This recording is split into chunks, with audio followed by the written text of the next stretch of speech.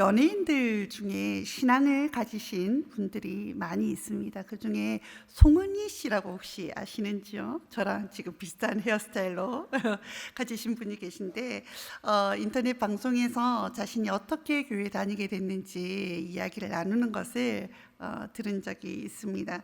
그 최강희 씨라고 배우분께서 동료 배우분께서 이렇게 권유를 했는데 교회 가자는 말이 너무 듣기 싫어가지고 피해 다녔다고 합니다. 그러다가 어느 날 한번 가봐야 되겠다, 마음도 좀 울적하고 그래서 이제 교회를 가야 되겠다라고 해서 그 최강희 씨를 따라서 교회 갔다고 합니다. 평일 낮이었는데 분명히 예배가 있다 했는데 갔는데 예배가 없더랍니다. 그래서 이거 어떻게 하나 뭐 이렇게 했는데 그 안쪽에 모여있던 분들이 들어오라고 그러더래요. 그랬는데 근데 어떻게 하다가 이제 그 합석을 하게 됐답니다. 근데 예배장 그 자리가 아니라 우리로 말하면 목장 모임 같은 소그룹 모임이었대요. 그러면서 그 자그마한 교회였는데 상가 2층에 있는 자그마한 교회였는데 그분들이 살면서 지금 어떻게 살고 있는지 또 삶의 힘든 점 이런 거를 막 그냥 이야기를 하는데 맨 처음엔 굉장히 불편했답니다. 그 자리에 가는 게. 왜냐하면 그분들은 처음 뵙는 분이고 본인은 다 대한민국의 대부분의 분들이 아시는 분이잖아요. 그 자리에 있는 게 굉장히 불편했는데 이야기를 듣고 있는데 그분들이 자기를 전혀 신경 쓰지 않고 그냥 자기의 삶을 자연스럽게 나누더랍니다.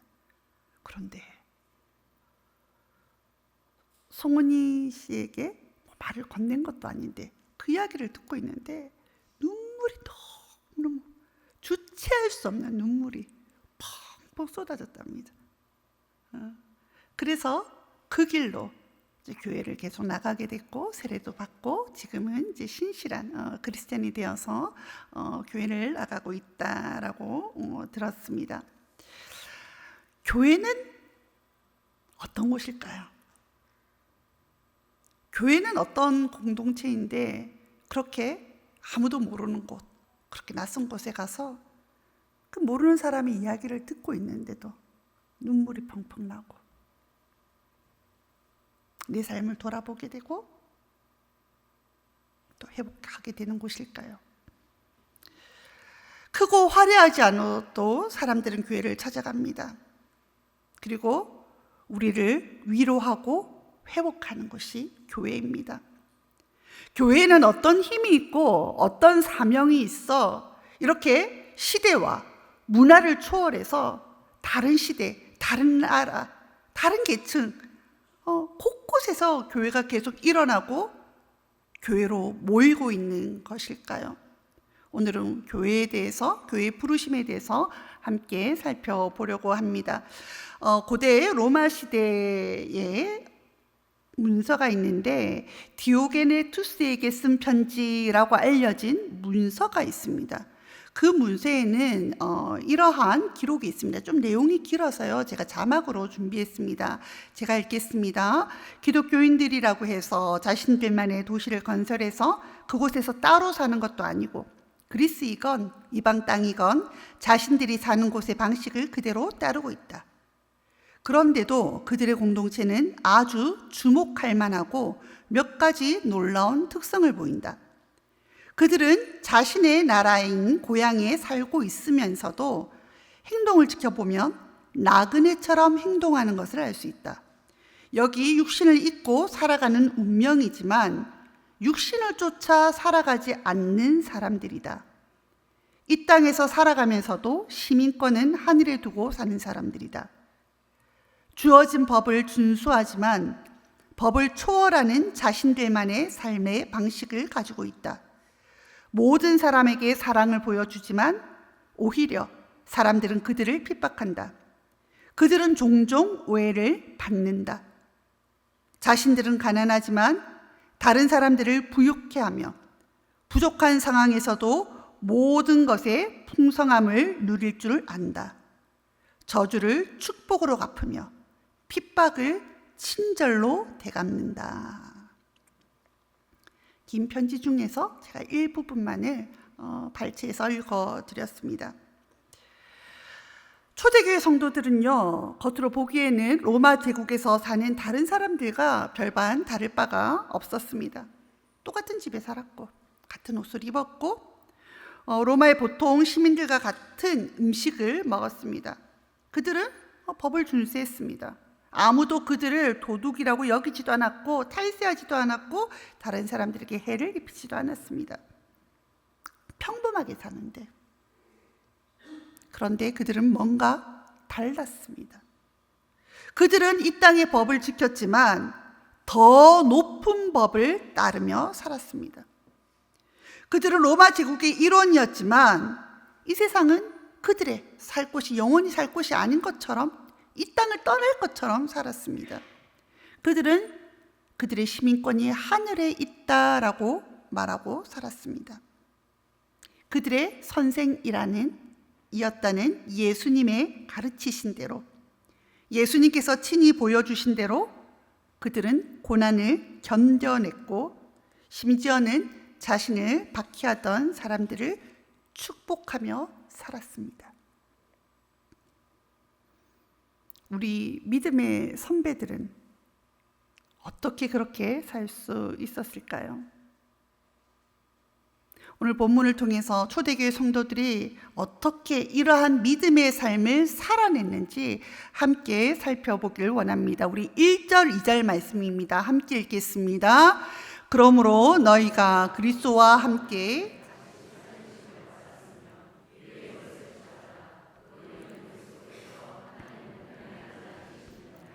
위의 것을 생각하고 땅의 것을 생각하지 말라. 아멘. 초대교회 성도들은 이 땅에 살면서 하늘에 속한 자로 살았습니다. 당시에 로마의 위세는 대단했습니다. 그 로마 하면 누구나 가서 살고 싶은 곳, 로마 문화라고 하면 누구나 자랑하고 싶고 따르고 싶은 문화였습니다. 로마에는 앞선 문화와 기술이 있었고, 로마의 시민권은 다른 사람들보다 훨씬 더 많은 신분적 유익을 누리게 하였습니다. 그래서 사람들은 편법이라도 로마 시민권을 얻기를 원하였죠. 그런데 초대교회 성도들은 그것을 쫓으며 살지 않았습니다. 위의 것을 바라보며 살았습니다. 로마를 바라보며 살지 않았습니다. 예수님께서 가르쳐 주신 대로 사랑하며 베풀며 살았고, 예수님께서 친히 몸소 보여주신 대로 고난을 견뎌내며 살았습니다. 지금 우리가 성경에서 이러한 섬김의 삶의 자세에 대해서 자주 들어서 그렇지, 이렇게 사는 것은요, 어리석은 것이었습니다. 당시 사회에는요, 이거는 정말 몰지각한 행동이었습니다. 그런데도 그들은 그렇게 살았습니다. 심지어는 자신을 박해하던 사람들을 축복하며 죽어갔습니다. 왜 그렇게 살았을까요?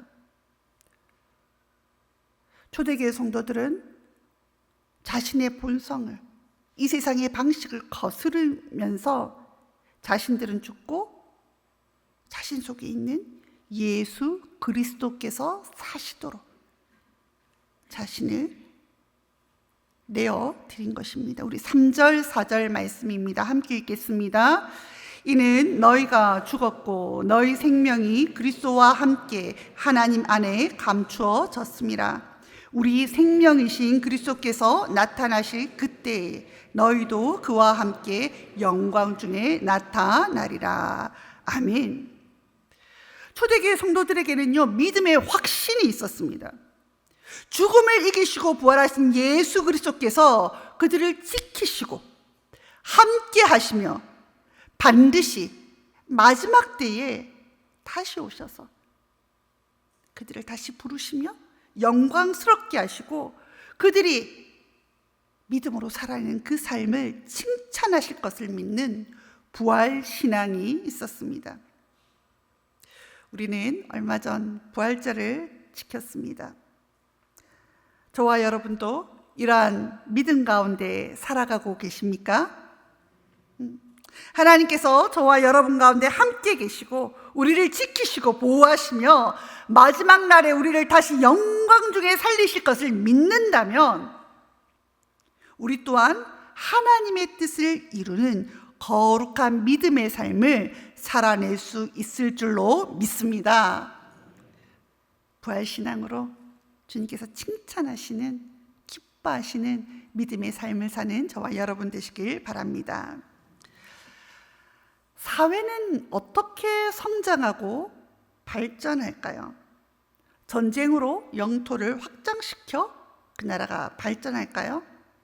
아니면 그 나라가 농사를 잘 지어서, 아니면 무슨 산업이 발달해서, 아니면 지하 강물을 발견해서 부의 축적으로 그 사회가 발전할까요?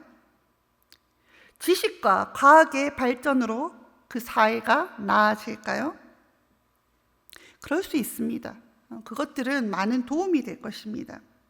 하지만 사회의 성장과 발전은 그것만으로 유지되지 않습니다. 건강한 사회 가치와 질서가 뒷받침되어야만 그렇게 영토 확장으로, 자원 개발로, 과학기술의 발달로 찾아온 그 유익을 누릴 수 있습니다. 최근 산업화로 급격한 성장을 이룬 나라들이 있습니다. 우리 주변에도, 우리나라 주변에도 있죠. 그러나 우리는 그 나라를 선진국이라 말하지 않습니다. 그렇게 많이 부러워하지도 않습니다. 급격한 경제 성장은 이루었을지도 몰라도 그 나라 안의 인권이나 그 사회의 도덕 규범과 질서가 그만큼 따라오지 못했다는 겁니다. 격차가 있다는 겁니다. 지금 오늘 뉴스에 브라질 뉴스가 조금 나오더라고요. 그 브라질이 굉장히 자원이 풍부한 나라지 않습니까? 그래서 우리나라 70년대 초반에 브라질로 정말 잘 사는 나라다, 이 기회의 땅이다 해서 브라질로 우리나라 분들이 많이 이민을 갔습니다. 저희 외가댁도 저희 어머니 빼고는 다 브라질로 가셨습니다. 근데 그 나라가 지금은 그렇지 않죠. 브라질이 너무 힘드니까 자원은 많은데 그 사회가 그렇지 못한 거예요. 그래서 대부분의 분들이 브라질에서 빠져나와서 다시 이제 미국으로 이민을 가셨습니다. 이 코로나를 지나면서 이 브라질의 빈부격차와 범죄 문제가 훨씬 더 심각해졌다고 합니다. 너무너무 이 문제가 심각하니까 사람들이 길거리를 함부로 다니지 못합니다. 빈민가는 그냥 다니지 못합니다. 집에 다 권총을 둬야 되고 자기를 방어할 그런 보안시설을 해야 됩니다. 그런데 한국 사람들이 지금 개혁을 일으키고 있다라는 뉴스가 오늘 나오고 있더라고요. 그러니까 그 한인타운이 있는 곳이 그 우범지대랑 빈민가랑 굉장히 붙어 있다고 합니다. 그런데 한국 사람들이 한인회에서 나가서 청소를 하기 시작했답니다. 청소를 하고 마을을 깨끗하게 하고 낙서를 지우고 그렇게 했는데 그 지역이 변하기 시작한 것이죠. 그러니까 깨진 유리창 이론이라는 그 범죄에 관련된 그런 학설이 있다라고 합니다. 깨진 유리창을 많이 방치하며 그곳에 더 많은 범죄가 일어난다. 그래서 그 파손된 물건들을 수리하고 청소하고 낙서를 지우고 했는데 그 지역의 범죄율이요 급격하게 떨어졌답니다. 그래서 브라질 그 관영 여러 채널에서 나와서 그 인터뷰하고 하는 모습을 보았습니다. 그 외국에 나가서 이민하신 분들은 대부분 커뮤니티가 사실은 그 교회지요. 아마 교회 다니시는 분들이 그 일을 주도해서 하지 않았을까 그렇게 생각을 합니다. 여건이 아무리 좋다 하더라도 그 사회의 발전과 그 성장을 지속시키는 힘은요 돈만으로 되지 않습니다. 과학 기술만으로 되지 않습니다. 그 가운데 건강한 하나님께서 주신 그 선한 마음을 가지고 그것을 유지해 나가는 사람들이 있어야 가능합니다. 예수님의 제자들은요, 평범한 어부가 많았습니다. 초대교회 성도들도 마찬가지였죠. 부유한 자, 권세 있는 자들은 많지 않았습니다. 그러나 그 평범했던 자들이 예수님을 만났을 때, 예수로 인해 평범해 보이고 별 볼 일 없어 보이던 내 인생에 하나님의 부르심과 사명이 있다는 것을 깨달았을 때 그들을 막을 수 있었던 것은 아무것도 없었습니다. 예수님의 제자들이, 초대교회 성도들이 목소리를 높이지 않아도, 그들이 우리를 보호하겠다고 무기를 들고 일어나지 않아도 로마는 초대 기독교인들에 의해서 변화되었습니다. 로마뿐만 아니라 이 시대는 주께 헌신된 자들을 통해서 이 땅의 질서와 역사는 개혁되고 발전, 유지되어 왔습니다. 교회는 이 땅에서 어떠한 의미를 갖습니까? 하나님은요, 교회를 이 땅에 하나님의 나라를 경험케 하는 샘플로, 이 소망 없는 세상 가운데 하나님 나라를 경험하게끔 이 땅에 교회를 세우셨습니다. 하나님께서는 이 시대를 살아가는 우리를 통해서 사람들이 예수 그리스도께서 사람들의 권력이나 돈이나 명예나 욕망이나 그런 것들이 이끌고 가고 다스리는 그런 나라가 아니라 예수 그리스도께서 다스리는 나라를 경험하도록 저와 여러분을 부르셨습니다. 교회를 그러한 목적으로 이 땅 가운데 두셨습니다.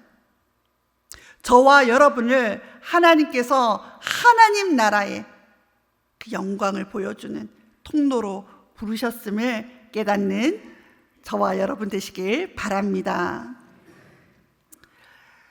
그런데요, 교회가 이렇게 하나님의 역사, 하나님의 선하신 통치에 대해서 보여주는 그러한 중요한 역할을 하는데 사단은 그렇게 좋아하지 않겠죠. 사단은요, 어떻게든 이 교회를 무너뜨리고 교회를 약화시키려고 하고 있습니다. 그렇다면 이 시대에 교회로 부름받은 우리가 하나님의 뜻을 이루어가기 위해서 기억해야 할 것은 무엇일까요? 어떻게 해야지 우리가 이 시대에 하나님께서 우리를 통해서 하실 그 일들을 이루어내고 주의 사명을 감당해 낼까요? 우리 12절 말씀을 함께 살펴보길 원합니다. 우리 12절 말씀입니다. 함께 읽겠습니다. 그러므로 너희는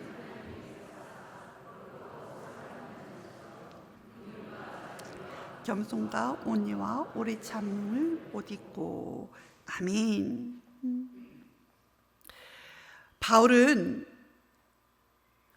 먼저 우리의 신분, 우리의 정체성에 대해서 이야기하고 있습니다.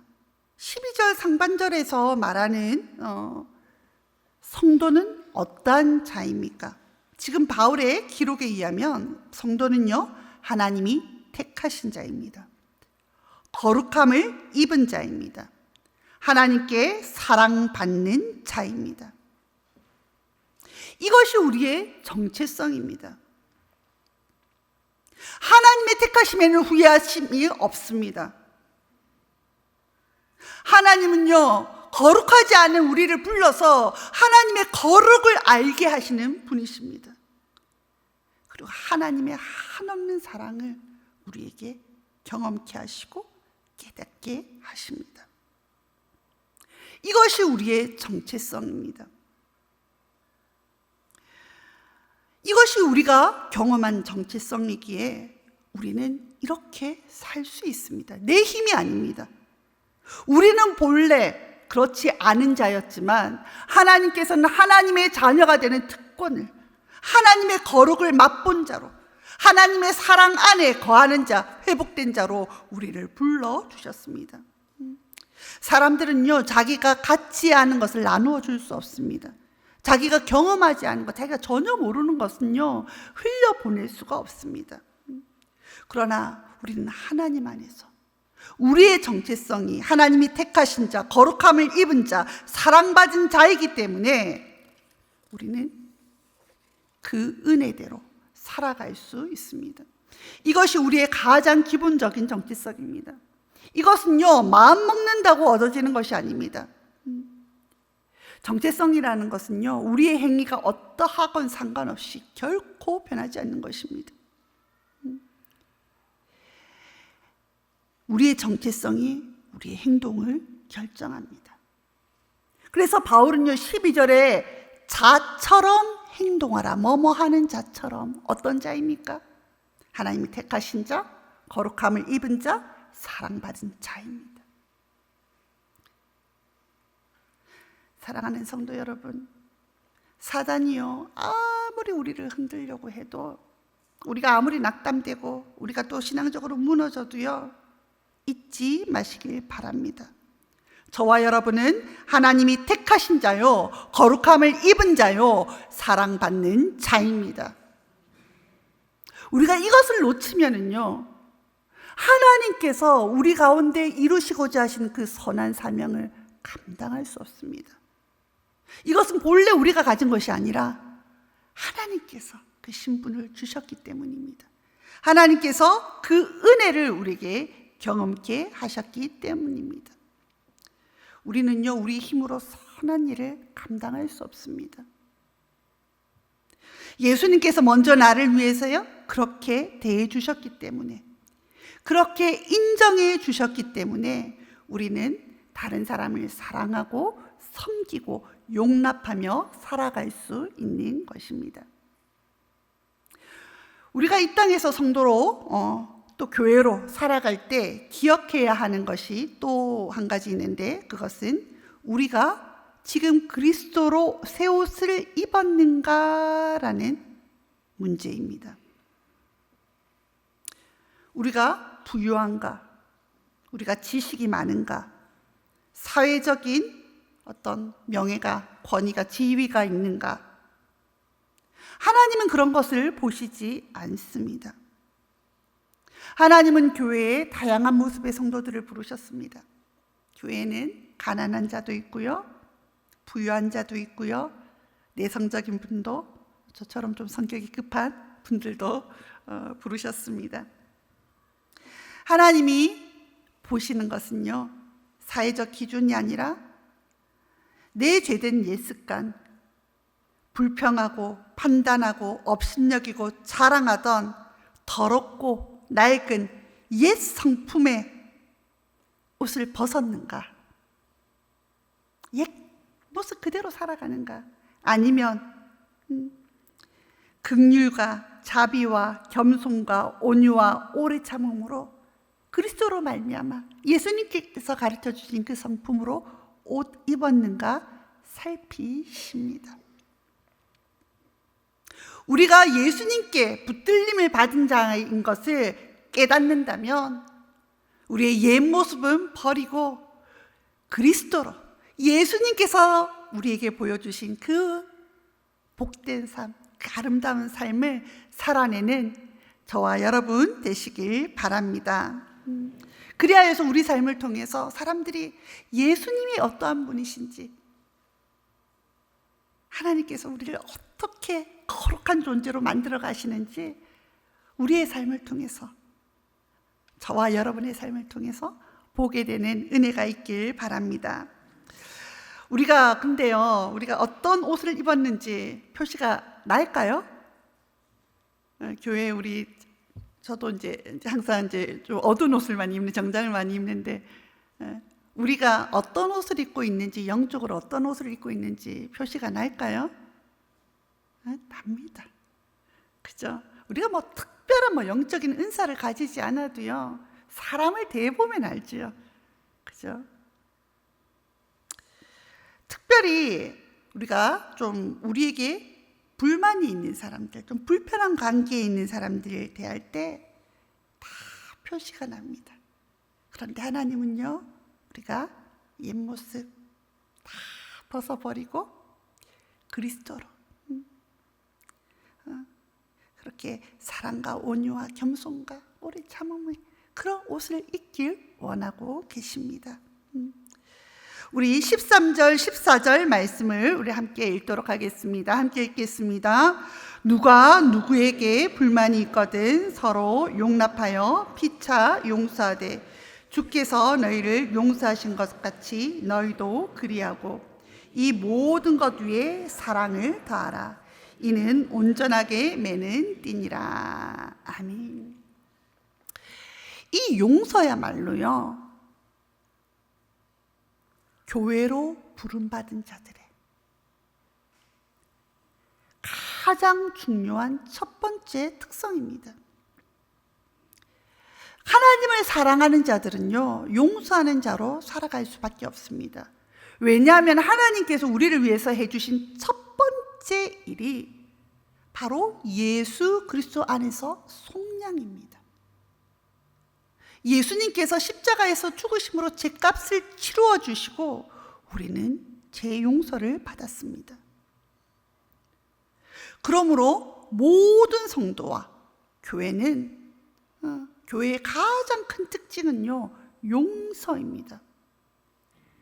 용서받고 용서하고 용서를 구하는 것이 하나님을 아는 성도, 하나님을 아는 공동체의 특징입니다. 우리 교회 가운데, 우리 산성교회 가운데 용서받고 용서하고, 내가 하나님 앞에 기도하면서 하나님, 내가 죄를 회개했으니까 됐다. 아유, 내가 저 사람들이 잘못했지만 내가 하나님 앞에 용서를 구했으니 됐다. 이렇게 살아가는 것이 아니라, 성경은 우리를 그렇게 가르치지 않습니다. 정말 올바른 용서란 내가 다른 상대방에게 잘못한 것을 깨달을 때요, 하나님 앞에도 우리가 회개해야 되지만 그 사람 앞에도 용서를 구해야 합니다. 우리 산성교회 가운데 용서받고 용서하고 용서를 구하는 그런 아름다운 믿음의 공동체 되길 바랍니다. 이것이 너무너무 중요하니까요, 예수님께서는 주기도문을 가르치시는데, 다 주기도문을 가르치시고 나서 이 두 구절을 첨부하셨어요. 뒤에 마태복음 6장 14절 15절에 주기도문 바로 다음에 이 말씀이 나옵니다. 우리 함께 읽겠습니다. 너희가 사람의 잘못을 용서하면 너희가 사람의 잘못을 용서하지 아니하면 너희 아버지께서도 너희 잘못을 용서하지 아니하시리라. 아멘. 용서가 아주 중요합니다. 형제를, 자매를 용서하지 않고 용납하지 않는 것은 공동체를, 교회를 약하게 하는 가장 강력한 영적 공격입니다. 눈에 드러나는 그런 잘못된 행동들만, 그러한 죄만 우리 교회를 약하게 하는 것이 아닙니다. 사람들 숫자가 줄어들었다, 재정이 모자란다, 그런 것들보다 더 심각한 것이 우리 가운데 용서하지 않는 것, 미워하는 것, 그것이 교회에 많을 때 교회는 무너질 수밖에 없습니다. 형제를 용납하지 못하는 마음에 그가 잘못한 것을 기억하고 계속적으로 상기하고 또 다른 사람들에게 이야기를 해서 그것을 기억나게 하는 사람은요, 공동체를, 교회를 깨트리는 악한 자들입니다. 혹시나 우리가 은연중에 내가 그 사람을 용납하지 못해서 내가 교회를 깨트리는 행동을 하고 있지는 않은지 좀 살펴보는 오늘 이 밤 되길 바랍니다.